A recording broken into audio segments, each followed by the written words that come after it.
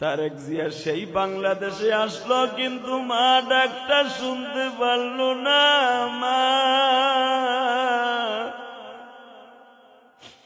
আমি ইলিয়াসুর রহমান জেহাদিও তো মা ডাকটা শুনাই আমার মায়ের কবরে দিতে পারি নাই।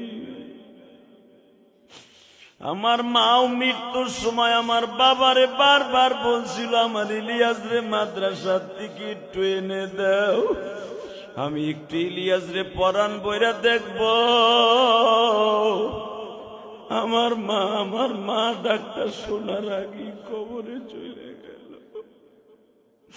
তারেক জিয়া হয়তো একদিন ক্ষমতা পাবে আল্লাহ, তারেক জিয়া হয়তো প্রেসিডেন্টও এক সময় হতে পারে তার বাবার মতো, তার মায়ের মতো প্রধানমন্ত্রীও হতে পারে। প্রধানমন্ত্রী হলেও তার মনের মধ্যে দুঃখ থাকবে, মারে 17টা বছর তোরে কাছে বই একবার মা কইয়া ডাক দিতে পারলাম।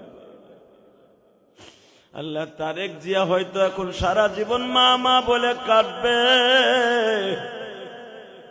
বেগম জিয়ার মা ডাকটা শুনলো না। আল্লাহ, বেগম জিয়াকে তুমি মাফ করে দিও। আল্লাহ, আল্লাহ খালেদা জিয়াকে তুমি মাফ করে দিও, কবরের সওয়াল জবাব আসান করে দিও। আল্লাহ, আজকে চলে গেছে 30শে ডিসেম্বর।